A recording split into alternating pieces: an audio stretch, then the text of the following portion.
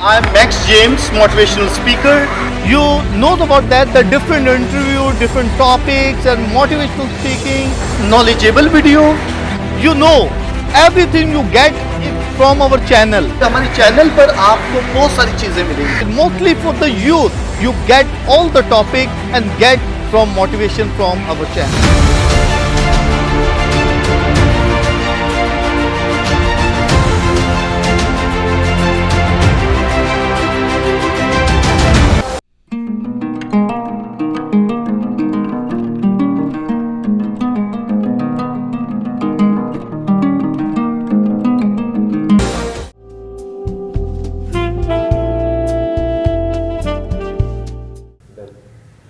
My dear friends and my viewers, जैसा कि आपको पता है कि मैं अपने चैनल में ऐसी पर्सनालिटी को लेकर आता हूं जिससे हमें मोटिवेशन मिल सके, जिसने कोई अचीवमेंट लाइफ में किया है और जो बहुत ही अच्छे तरीके से अपनी लाइफ में लेकर जाते हैं। आपको पता है लव इन जीसस प्रोग्राम में मैं ऐसी पर्सनालिटी को लेकर आता हूं। तो आज लव इन जीसस प्रोग्राम में ऐसी पर्सनालिटी को लेकर आया हूं जो कि एक फादर हैं, एक प्रीस्ट एंड रोमन कैथोलिक, और फ्रांसिस्कन लाइफ को बहुत अच्छी तरीके से उसने अपनी लाइफ में लिया हुआ है और उसकी हम लाइफ को आज जानेंगे कि उसकी लाइफ क्या है। अगर आप सुनेंगे तो वो बहुत ही उसकी आवाज, उसके बहुत लाइफ जर्नी जब हम सुनेंगे तो हमें पता लगेगा आपको वाकई उसने अपनी लाइफ में ऐसा अचीवमेंट किया है जो कि दूसरों से डिफरेंट है। हर एक पर्सनालिटी डिफरेंट होती है। ऐसे ही जिस पर्सनालिटी को मैंने बुलाया है वो है फादर नदीम प्यारे लाल। मैं अपने प्रोग्राम लव इन जीसस में फादर नदीम प्यारे लाल को वेलकम कहता हूं। Father ji welcome. Thank you brother Max. Father ji सबसे पहले तो मैं आपका थैंक्स करता हूं कि आपने हमें टाइम दिया, आपका इतना मसरूफ टाइम, जैसे कि आप बहुत बिजी पर्सन हैं, आपने टाइम दिया, thank you so much. Thank you max भाई आपका और आपके चैनल का कि आपने मुझे इस लायक समझा और मुझे मौका दिया कि मैं यहाँ आपके साथ अपनी ज़िंदगी शेयर कर सकूँ। फादर जी सबसे पहले तो ये है कि हमारे व्यूवर्स जानना चाहेंगे कि आपकी लाइफ जर्नी कैसे, आप फ्रांसिस्कन में आए, आपकी लाइफ जर्नी क्या है? एक्चुअली मैं बेसिकली जो हूँ लड़काना से हूँ और बचपन से ही मतलब अब छोटे थे 8 साल के 7-8 साल के तब से चर्च में बहुत एक्टिव थे, ऑल्टर सर्विंग करते थे और फादर्स के साथ मासेस करवानी और चर्च में काम करना और वहीं से एक खुदा के साथ लगाव और मोहब्बत का आगाज़ शुरू हुआ है। और दूसरा ये था कि मेरी जो फैमिली है वो बहुत रिलीजियस चर्च गोइंग फैमिली थी और जिसकी वजह से मैंने खुदा की मोहब्बत को बहुत करीब से जाना और पहचाना है। और इसके साथ साथ जब मैं आगे बढ़ता गया, कॉलेज तक गया हूँ, तो इस दौरान मैंने बहुत सारे काम किए। मैं अपना कारोबार करता था, मेरी एक छोटी सी मशीन शॉप थी फ़ोटोकॉपियर की, तो मैं वहाँ पर अपना काम करता था, तो छोटा सा बिज़नेस चलाता था। लेकिन वहाँ मेरा एक दोस्त था जो चाहता था कि वो फादर बने। मेरा बेस्ट फ्रेंड है वो भी और मेरा कज़न भी था, फर्स्ट कज़न, और उसकी बहुत ख्वाहिश थी कि वो फादर बने, लेकिन मेरी फादर बनने की ख्वाहिश कभी भी नहीं थी उस वक्त। तो जैसे ही मैंने वो मुझे रोज़ मोटिवेट करता कि आओ चलो चलते हैं। तो वो खुद फादर था? वो फादर नहीं था, वो भी मेरे साथ मेरा क्लास फेलो भी था। तो उसकी कोशिश थी कि हम दोनों चलें। अच्छा। तो मैं ऑलरेडी, क्योंकि मेरी जो ख्वाब थे उस वक्त थे कि मैं कोई बड़ा बिजनेसमैन बनूं। अच्छा। तो इसलिए मैंने आगाज़ जो है वो अपने छोटे से शॉप से किया और साथ में कॉलेज भी जाते थे और उस दौरान ये मेरे साथ होता था, मेरे साथ शॉप पे भी हेल्प करता था। तो वहीं से फिर मुझे, लेकिन हमारे अंदर एक बात कॉमन थी दोनों में कि हम रोज़ जब अपने सुबह 7 बजे शॉप खोलते थे और 3 बजे शॉप क्लोज़ होती थी, तो उसके बाद हम क्लोज़ करके चर्च चले जाते थे। तो लाड़काना में जो चर्च है सेंट जोसेफ चर्च, उसके ऑल्टर के साथ एक छोटा कमरा है जिसमें पाक यूखरिस्त का चैपल है वो। तो हम दोनों वहाँ जाकर खामोशी में पाक यूखरिस्त के सामने बैठते थे 20-25 मिनट, कभी आधा घंटा, कभी बस खामोशी में कोई दुआ नहीं होती थी, लेकिन बस खामोशी में वहाँ वक्त गुजारते थे। और फिर वहाँ से उठते थे, घर जाते थे, घर जाकर खाना वाना खाया और खाना खा के फिर क्रिकेट खेलने चले जाते थे। तो शाम को फिर क्रिकेट खेलते थे। इस तरह से जो लाइफ सर्कल था वो चल रहा था। तो वो बहुत मुझे फोर्स कर रहा था कि चलो चलते हैं। और उन्हीं दिनों में यहाँ पर क्राइस्ट द किंग में, जो भी थियोलॉजिकल विंग है यहाँ पर ना, ये पहले फिलोसफी विंग था, तो यहाँ पर एक वोकेशन प्रोग्राम हुआ और हमने एग्ज़ाम दे दिए थे, लेकिन रिज़ल्ट नहीं आया था। कराची। तो हम वहाँ से फिर मुझे कहने लगा चलो चलते हैं। मैंने कहा भी नहीं, मैंने नहीं जाना, मुझे फादर नहीं बनना, मैं फादर बनना नहीं चाहता। आपकी वोकेशन आप कह रहे थे कि नहीं, लेकिन खुदा आपको खींच के ला रहा था। तो ऐसे ही कुछ हुआ कि वो मुझे ज़बरदस्ती कह रहा नहीं चलते हैं। मैं उसको गुस्सा भी करता था, भाई मैंने नहीं जाना, तू जाओ, तू ज़बरदस्ती आपको कहते भाई आप बनना चाहते हैं आप चले जाओ। तो मैंने फिर एक दिन मुझे कहने लगा नहीं, मेरी फादर से बात हुई है, पैरिश प्रीस्ट फादर रिचर्ड वहाँ पे होते थे। अच्छा, फादर रिचर्ड डिसूजा। तो कहने लगे मेरी उनसे बात हुई है, तो वो ना हमारा किराया वगैरह भी देंगे। अच्छा। हाँ, और तो आप सब मेरे साथ सिर्फ पिकनिक के लिए चलो अच्छा, घूमने फिरने, मुझे पिकनिक का एक बहाना और अकम्पनीमेंट के लिए। जी अकम्पनीमेंट के लिए चलो ना मेरे साथ। तो मैं क्योंकि कारोबारी जहन था, तो मैंने कहा चलो मुफ्त में अगर ट्रिप मिलती है तो चलते हैं। तो मैं यहाँ आया, प्रोग्राम्स में शामिल हुआ, लेकिन यहाँ आते ही समथिंग हैपेंड प्रोग्राम के दौरान। और मैं सुबह उठता था 5:30 बजे, सबसे पहले जाके चैपल में पाक संदूक के सामने बैठ जाता था और बस खामोशी में बैठा रहता था। और इसी दौरान जब सेशंस भी अटेंड करते थे, तो क्या हुआ कि सेशंस वगैरह एंड हुए तो आखिरी दिन इंटरव्यूज़ थे। अच्छा। तो जब मेरा इंटरव्यू हुआ तो मैंने कहा कि मैं इसी साल ज्वाइन करूँगा। अच्छा। और मेरा दोस्त कहने लगा कि नहीं, मैं जो है इसे मैं BSc करके फिर आऊँगा। अच्छा, यानी कि आपको लगा कर और खुद तो वो BSc करने के गया है और मैंने डिसाइड किया कि मैं ज्वाइन करूँगा। तो इस दौरान फिर मैंने कराची डायसिस को ज्वाइन किया 1 साल। लेकिन बस मुझे लगा कि शायद ये मेरी ज़िंदगी नहीं है, डायसिसन ज़िंदगी। आई एम कॉल्ड फॉर 1 साल आप रहे डायसिसन्स के साथ रहा हूँ। तो मैंने महसूस किया कि शायद मेरी ये ज़िंदगी, मैं रिलीजियस लाइफ की तरफ ज़्यादा मेरा रुझान हुआ। तो वहीं मैंने जो है वो अपनी ज़िंदगी को और ज़्यादा गहराई से परखा। और ये मैं इस तरह से इस सफ़र का आगाज़ मैंने किया है। जी हाँ, तो जो आपका फ्रेंड था वो भी प्लीज बता है या नहीं? अभी वो 4 बच्चों का पापा है। अच्छा, लेकिन मैं फरनदीन, जैसे कि आप मुझे बता रहे हैं, ये बहुत इंटरेस्टिंग है। वो आपको फोर्स करता था, चलो आओ, लेकर भी हुआ आया, खुद नहीं आया लेकिन आपको आगे लगाया, यानी कि खुदा, उसके ज़रिए से खुदा ने काम किया और आपको लेकर आया। जी बिल्कुल, ये ऐसे ही है। क्योंकि मुझे जो सॉरी एक्सक्यूज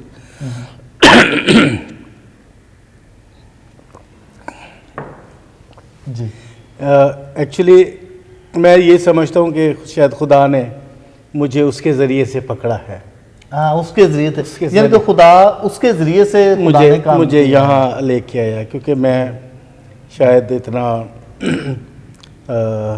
इंटरेस्टेड नहीं था, लेकिन ये खुदा का मंसूबा था जो उसने मुझे उसके ज़रिए, मेरा दोस्त है उसका नाम यूहन्ना गिल, लाड़काना से है, तो उसने उसके वसीले से खुदा ने मुझे पकड़ लिया। अच्छा फाजी, मैंने ये पूछना था कि आप पहले डायसिसन में थे, 1 ईयर आपने स्पेंड किया, फिर आपने देखा कि मैं, ये मेरी लाइफ नहीं बल्कि मैं रिलीजियस लाइफ में जाऊं। तो रिलीजियस लाइफ में आप फ्रांसिस्कन में, आपको, मुझे अभी जैसे इन्फॉर्मेशन मिली है कि आपको 25 ईयर्स हो चुके हैं जी। ये बहुत बड़ी बात है कि सिल्वर जुबली। तो सिल्वर जुबली में आपने जो 25 साल अपने स्पेंड किए, ये तो बहुत बड़ा टाइम है। कि आपने खुदा के लिए 25 साल स्पेंड किए और आपने अपनी लाइफ को खुदा के लिए दिया एज ए फ्रांसिस्कन लाइफ में, उसके बारे में क्या कहना चाहेंगे? मैं भी इसको भी खुदा का एक बड़ा तोहफा समझता हूँ कि वो मुझ जैसे निकम्मे इंसान को खुदा ने चुन लिया। मैं मतलब अपने घर में भी था तो मैं पढ़ाई में इतना अच्छा नहीं था, ठीक है, और इतना इंटेलिजेंट भी नहीं था, लेकिन बाद में समझ आया कि खुदा ने हमेशा कमज़ोरों को चुना है, तो उसने भी मुझे चुन लिया।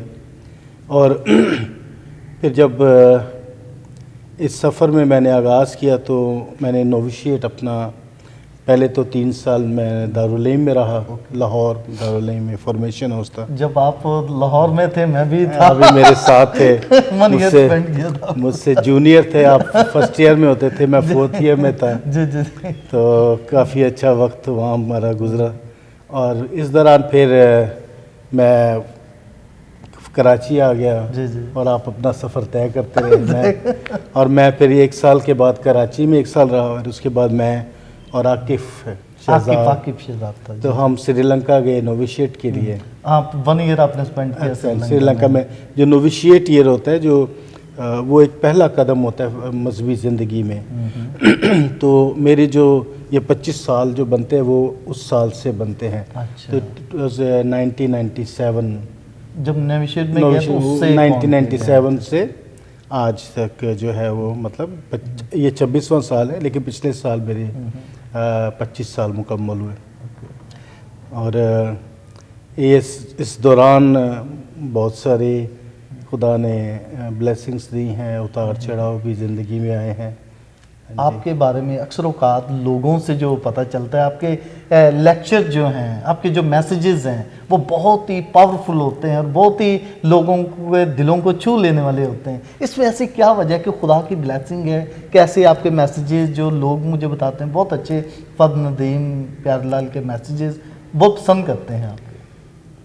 सबसे पहले तो इसमें मेरी कोई बड़ाई नहीं है, मेरी ज़ाती बड़ाई नहीं है इसमें, क्योंकि ये खुदा की नेमत है, खुदा का तोहफ़ा है। दूसरी बात यह है कि मैं अपनी जो ज़िंदगी है उसमें खुदा की उस मोहब्बत को बहुत गहराई से देखता हूँ कि उसने मुझ जैसे इंसान को चुन लिया ताकि अपने जलाल के लिए इस्तेमाल करें, ठीक है। और इसमें कोई वो नहीं है, क्योंकि मेरी ज़ुबान कोई बहुत ही अदबी किस्म की ज़बान नहीं होती। मैं आम ज़िंदगी से, आम अल्फाज से जब भी कलाम करता हूँ तो आम ज़ुबान इस्तेमाल करता हूँ। और मुझे नहीं पता कि कभी कभी तैयारी कुछ की होती है, लेकिन जब आप तार पर खड़े होते हैं तो वहाँ डिलीवर कुछ और होता है। तो ये भी एक रूहुल कुदुस की बड़ी नेमत है जो खुदावंद ने दी है, क्योंकि वहाँ जब भी मैं होमली प्रीच करने के लिए जाता हूँ तो मेरी एक दुआ होती है कि मुक़द्दस फ्रांसिस की दुआ को मैंने, ऐ खुदा मेरे दिल की तारीकी को दूर कर दे, मुझे कामिल यकीन और पुख्ता ईमान अता कर। हाँ जी जी। और फिर उसके साथ मेरी जो दुआ होती है कि खुदा तू मुझे पाक कर, मेरे दिलो दिमाग को पाक कर, मेरे होंठों को पाक कर, मेरे ज़ुबान को पाक कर, मेरी सोचों को पाक कर, मेरे अल्फाज को पाक कर, मेरे ख़यालात को पाक कर, और जो कुछ तू कहना चाहता है तू कह। मेरी ज़ुबान तेरी ज़ुबान बन जाए, मेरे होंठ तेरे होंठ बन जाए, मेरी सोच तेरी सोच बन जाए, मेरी आंखें तेरी आंखें बन जाए, मेरे कान तेरे कान बन जाए, और मेरे जो इशारे हैं वो तेरे इशारे हों, और जो कुछ तू चाहता है कहना वो कह। Very good. ये पूरी स्पिरिचुअलिटी है इसमें, हाँ, ताकि जो बंदा जो इतनी बातें, इतनी सोच रखता है, वो जो बात करेगा तो टोटली खुदावन उसके अंदर आ जाता है और सब कुछ वो इसका। तो यही सोच रख के जब मैं शुरू करता हूँ तो कभी कभी खुदा वो हिकमत भी मेरे ज़रिए बयान कर देता है जो शायद कभी मैं सोच भी नहीं पाता हूँ आम ज़िंदगी में।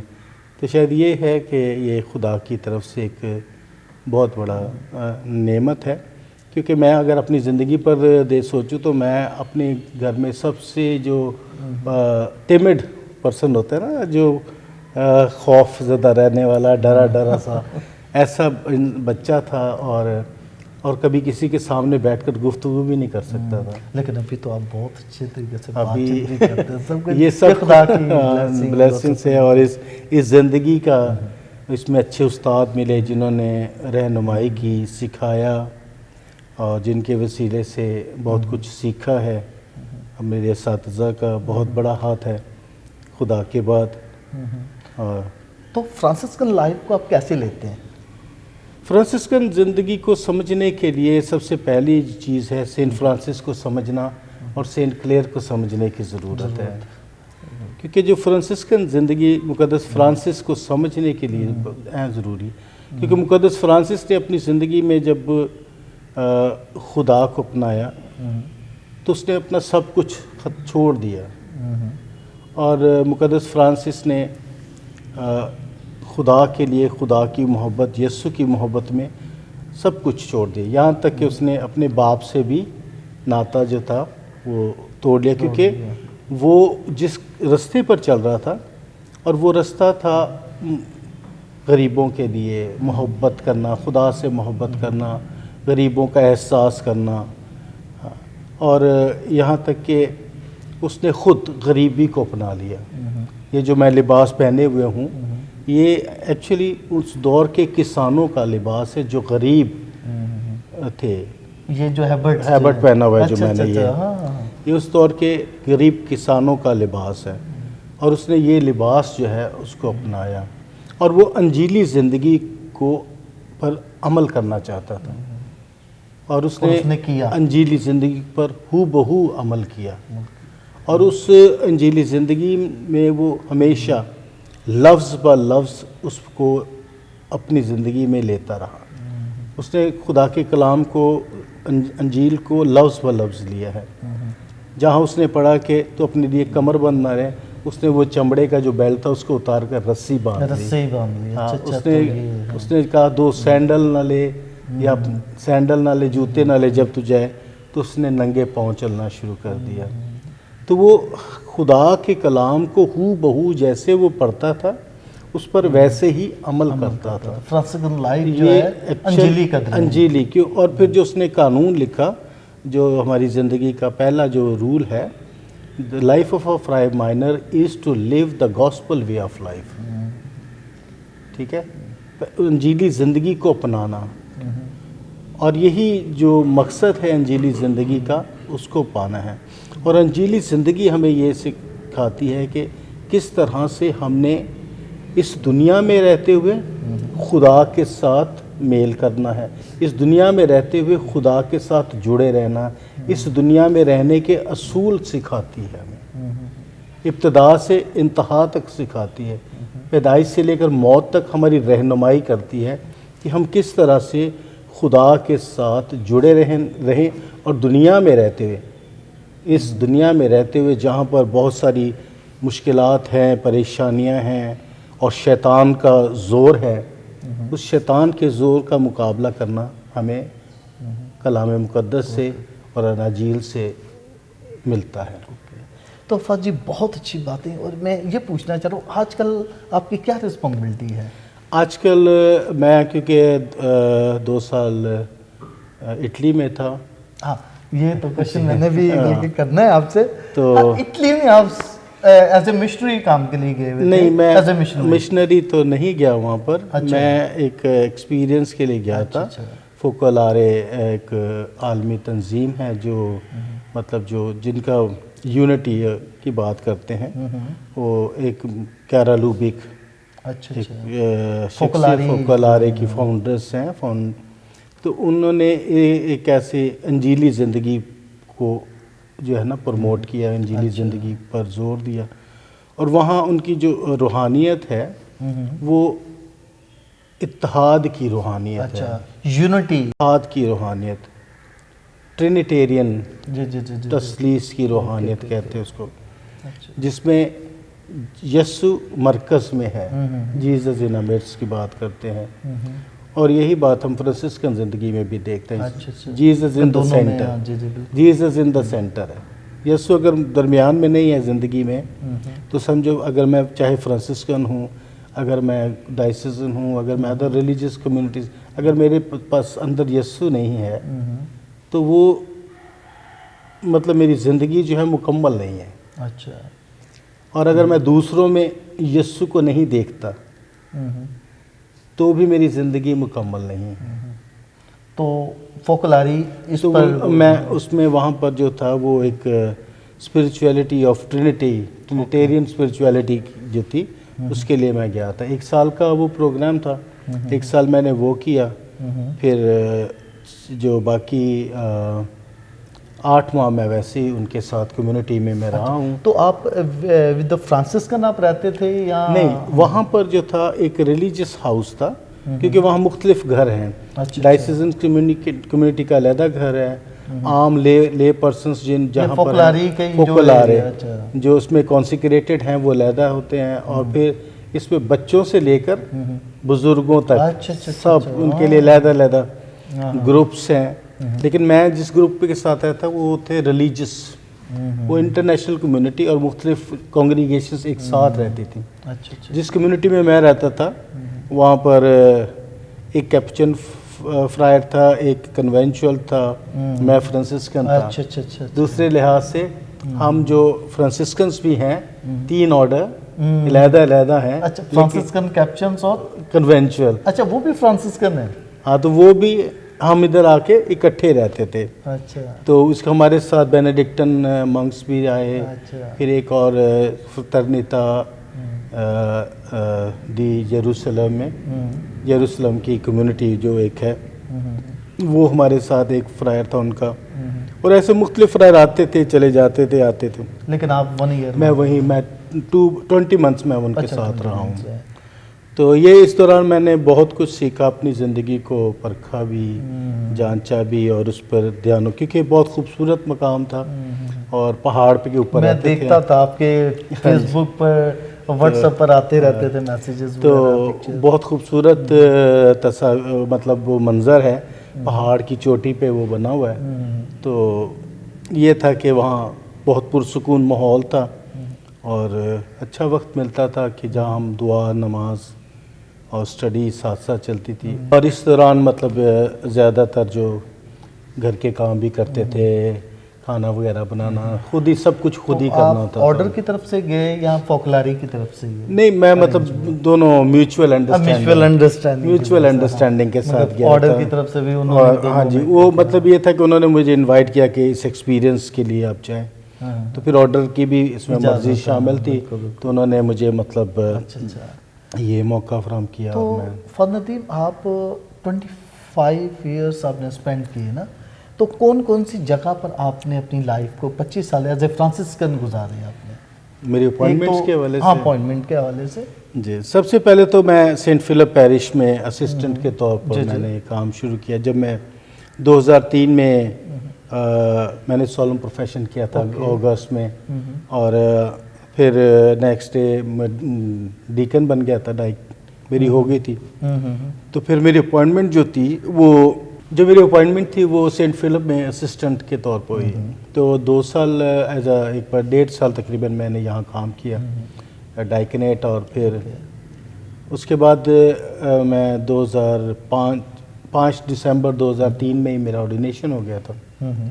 तो मैं यहाँ पर एज अ असिस्टेंट मैंने काम किया।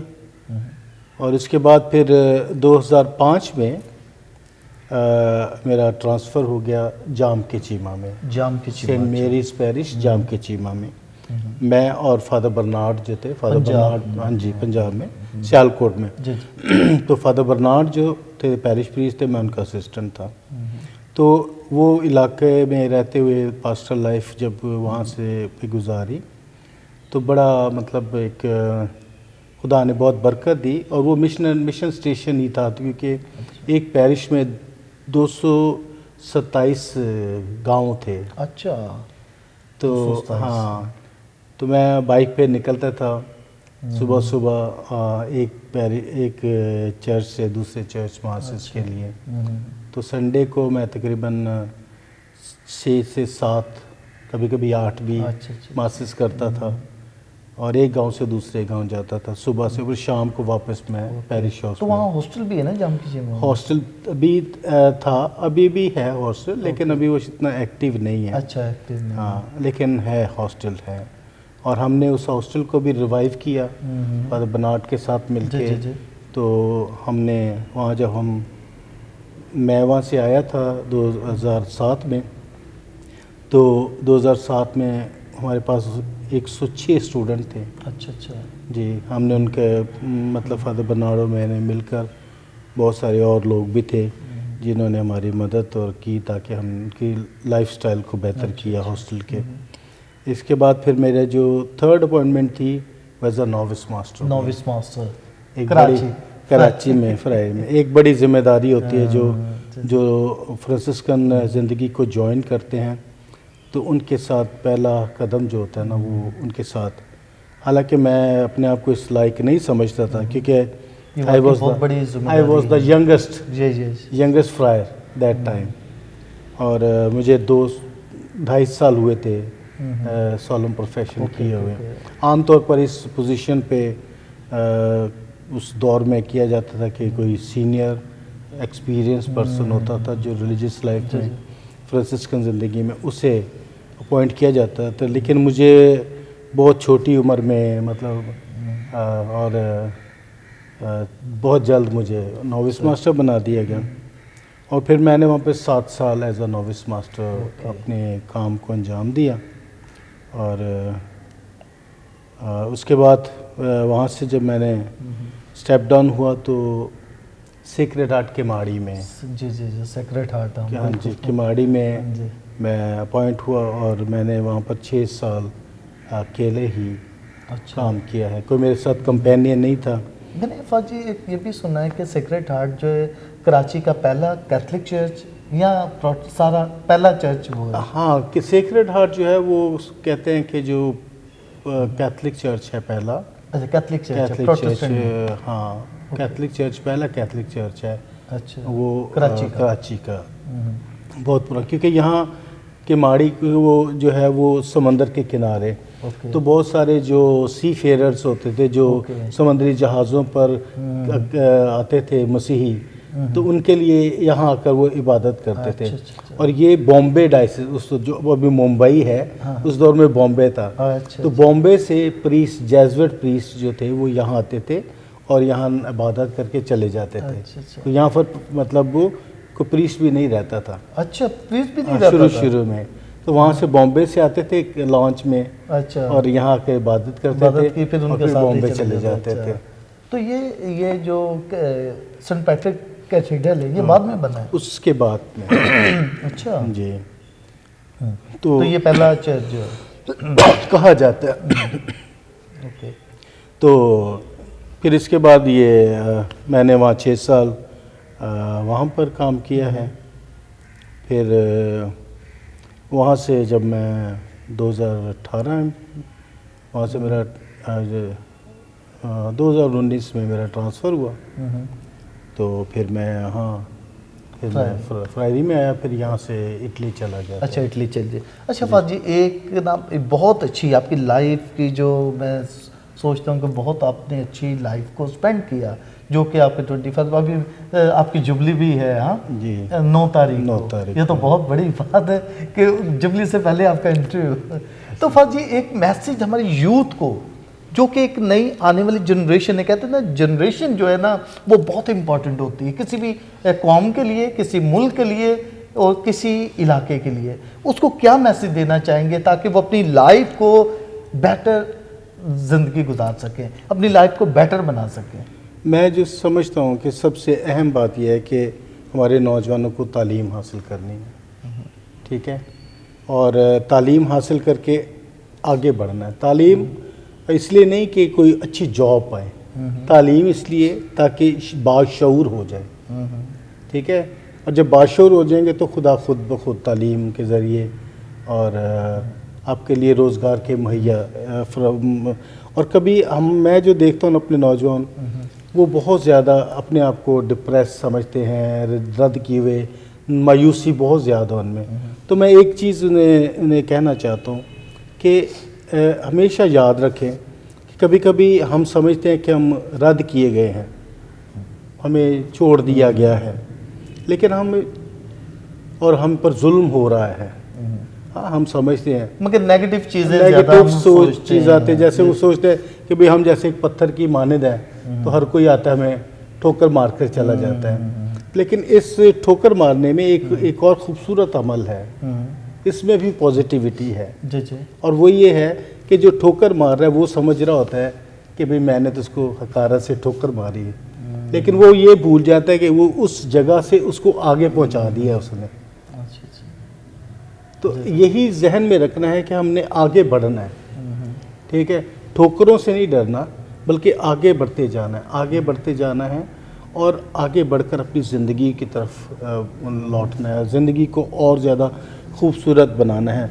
और एक अहम चीज़ जो मैं सोचता हूँ कि हमें आगे बढ़ते हुए ना सिर्फ दुनियावी तौर पर बल्कि ईमानी तौर पर भी आगे बढ़ना है, क्योंकि जब ईमान और दुनिया भी ज़िंदगी जो एक साथ बैलेंस होकर आगे बढ़ती है तो खुदा की बरक़ात और फ़ज़ाइल हमें जिनके दुआ को अपने साथ रखना है, जो बाइबल की रूह से चलने की बात है, अंजीली ज़िंदगी को अपनाना है। जैसे अंजीली ज़िंदगी हमें बदला लेना नहीं सिखाती, अंजीली ज़िंदगी हमें बुराइयों से दूर रहना सिखाती, अंजीली ज़िंदगी मुआफ़ करना सिखाती है, अंजीली ज़िंदगी हमें कबूलियत सिखाती है, अंजीली ज़िंदगी हमें दुश्मनों से प्यार करना सिखाती है, और अंजीली ज़िंदगी हमें अपने सताने वालों के लिए दुआ करना सिखाती है। तो ये वो ज़िंदगी है जो हमें आगे बढ़ने में मदद देती है, यानी कि हमेशा पॉजिटिव सोचने की बात है, सोचना, नेगेटिव नहीं किसी। और फिर एक सबसे अहम जो खूबसूरत बात है वो खुदा यीशु मसीह ने खुद बता दी है कि लोग आपसे नफ़रत करेंगे मेरी वजह से, तो आपने परेशान नहीं होना, घबराना नहीं है, बल्कि खुश रहो, खुशी करो। हाँ, और यही चीज़ बहुत ज़रूरी है। मैं समझता हूँ कि हमें खुश रहना है, ज़िंदगी में आगे बढ़ना है और एक दूसरे का सहारा बनना है। ये मसीहों की पहचान है कि वो हमेशा दुखियों का सहारा बनते हैं, दुखियों के साथ खड़े होते हैं। हाँ, तो यही चीज़ मैं समझता हूँ कि हमारे नौजवानों को ज़रूरत है कि वो इस तरफ तवज्जो दें और अपने तालीम में और ईमानी सफ़र में आगे बढ़ें। Thank you so much father Nadeem, बहुत ज़बरदस्त आपकी लाइफ जर्नी, आपकी बातें, आपने यूथ के बारे में जो बताया, द वंडरफुल, इससे बहुत कुछ सीख सकते हैं। My dear friend and my viewers, जैसे कि आपको पता है फादर नदीम प्यारे लाल ने बहुत अच्छी बातें, उनकी लाइफ जर्नी बहुत अच्छी थी, उनका जो टाइम था फ्रांसिस्कन लाइफ में और कम्युनिटी लाइफ में उसने बहुत कुछ सीखा, बहुत कुछ किया, और यूथ के बारे में बहुत अच्छा मैसेज है। अपनी ज़िंदगी को एजुकेशन में अच्छे तरीके गुजारना है और अपनी ईमानी ज़िंदगी को भी अच्छा बनाना है, ताकि हम अच्छा अंजीली कदरों को सीखते हुए अपनी लाइफ को आगे गुजार सकते हैं। स्पेशली फॉर यूथ, अंजीली कदरों को, ईमानी कदरों को साथ रखना है और साथ अपनी एजुकेशन को साथ रखना है। अपने आप को नेगेटिव में नहीं लेना, बल्कि पॉजिटिव हमेशा सोचते रहें। Okay my dear friend, thank you so much, God bless you. Thank you फाल जी, thank you so much, God bless you.